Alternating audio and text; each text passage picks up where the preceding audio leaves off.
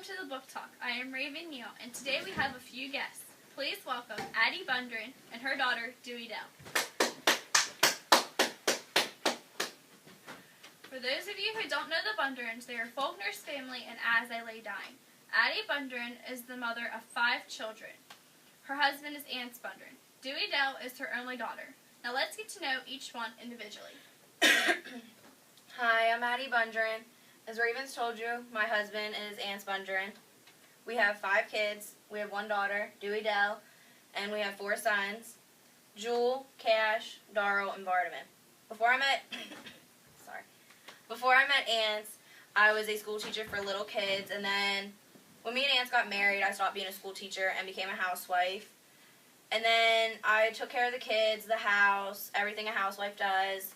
And then later on in the story, I got a terminal illness, and Dewey Dell here took care of me in the house, and the boys took care of the outside.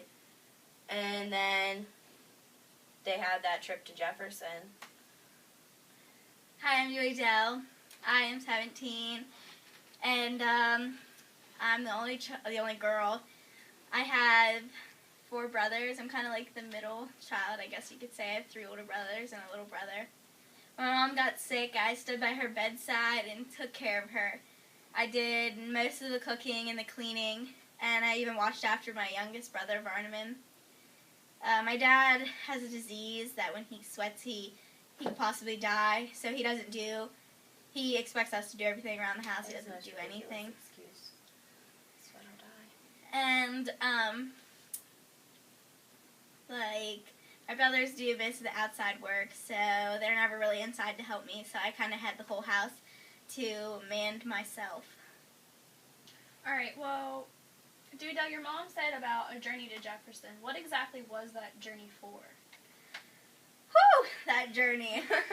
That journey was to bury her because she wanted to be buried with, her parents and, I guess, her side of the family. And, it was quite a journey. We had to wait 3 days before we could even take her for my brothers to get back from a logging trip that was going to make my dad $3. They knew she'd passed before they got home, but, they couldn't really do much about getting home any quicker. So, after the 3 days that we waited, her corpse started to stink, so it was kind of gross hauling her around. Sorry, but it was kind of gross. Disrespectful. We could have really done it without friends, like our neighbor Tall, and we stayed at 2 barns. One was his barn, but we stayed at 2 barns, and we had to cross a raging river.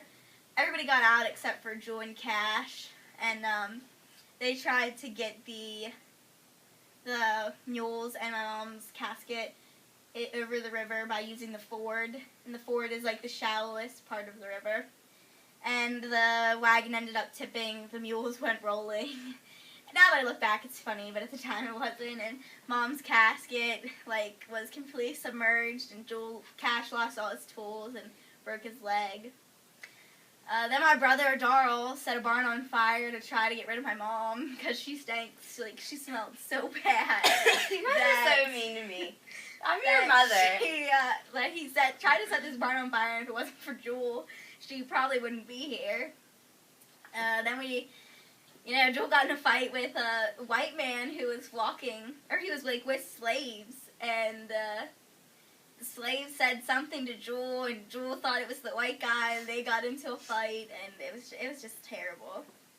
We all had selfish reasons for going to Jefferson, so I was going to get married. Yeah, she was going to get married, but we all wanted to go. My little brother wanted to train. I needed to fix my problem. My dad needed teeth.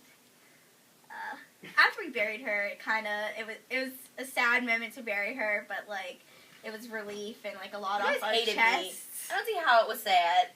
It was a lot off our chests because we went through so much trying to get her there. You were pregnant through this whole thing. Yeah. And once we got to town, that's when stuff really started to get interesting and kind of weird. Alright, well, Addie, you seem very angry. Why did you want the trip to Jefferson? Why did you want it to be so difficult? Because the way they treated me. How'd they treat you? Well, from her perspective, they didn't take care of my casket. My son tried to burn me to death again. And, they didn't respect me. I was their mother. Yeah, granted, like, everybody has their ups and downs, but they were just horrible. They were terrible kids. It wasn't just us. There was a lot that I had to do. Like, Dad treated you bad, and I think him treating you bad when we were younger made us feel like we could treat you bad. Your dad treats everybody bad. He is lazy. He can't work because if he sweats, he's going to die. He might get a terminal illness like I had in the story. All right, well, Dewey Dale, you refer to your problem. What exactly is your problem?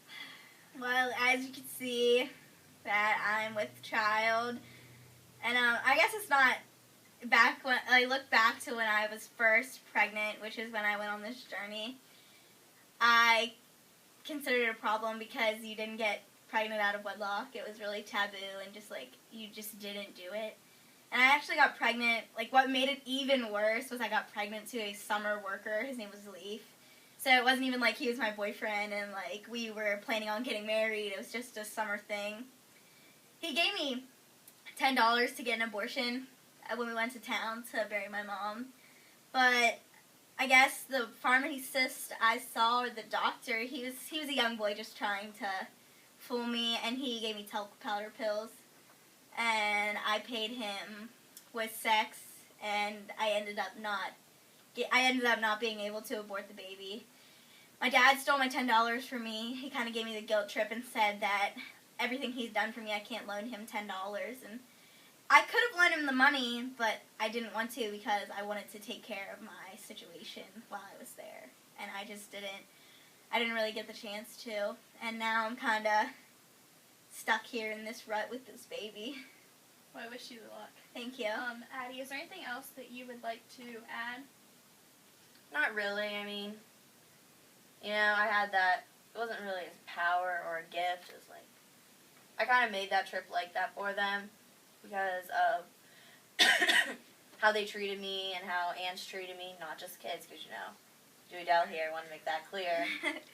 But my one son, he had it too, so, you know, that's how he could tell that I was dead at the time when they were away, and I don't know, I think it was overall a success on my part. Alright. So, Dad has a new girlfriend. I forgot to tell you guys. I don't even know if you know that. That surprised me. We were coming out of town. Like, we stopped at this lady's house to get shovels to bury Mom. And he took forever in there. And we were like, what is, like, come on. Like, seriously. Let's just get her stinky butt rolling to Jefferson. Like, let's get this going. And, like, we stopped there and nobody saw her. But then when we were done in Jefferson, he walked out with his teeth that he just had to have. And he said, here's the new Mrs. Bundren. And we were all kind of taken back because Mom had been dead for maybe a week, and there goes Dad. He's remarried already. The neighbors kind of called that. Everybody knew it was going to happen because he needed somebody to help him pick cotton. Alright, well, Addie, throughout the story, you seem to have a favorite in Joel. Why is that? Probably because he wasn't to aunts, honestly. He was to the preacher. And so, I don't know. I think it was because aunts treated me so badly, and so did the other kids. Like, I pretty much resent all my other kids. Sorry. You had to witness that, but I do. Like, she's disrespectful. She went and got pregnant at a young age, and then the boys, they didn't respect me, and so when I had him with the preacher, it just kind of like, I kind of favored him because he wasn't like really fully part of aunts. So, I mean, he didn't treat me the best either, but it was still better than them. Our brother is, like, heartless. Like, I think deep down he's a good person. Like, all the girls think that he has the best looks, but I think deep down he really is a good person. He just has a hard way of showing his compassion and his love towards people. Alright, well, is there anything else you guys like to add? No, I think that's it. Alright, well, that's all the time we have today. Stay tuned next week for The Sound and the Fury. We'll have Benji and Caddy here to interview. That's about it. I'm Raven Neal. Good night, everyone. Brittany Sherman as Addie Bundren, Summer Bard as Dewey Dell, Raven Neal as the Book Talk host, Riley Henry and Devin Engel as the cameramen and audience members.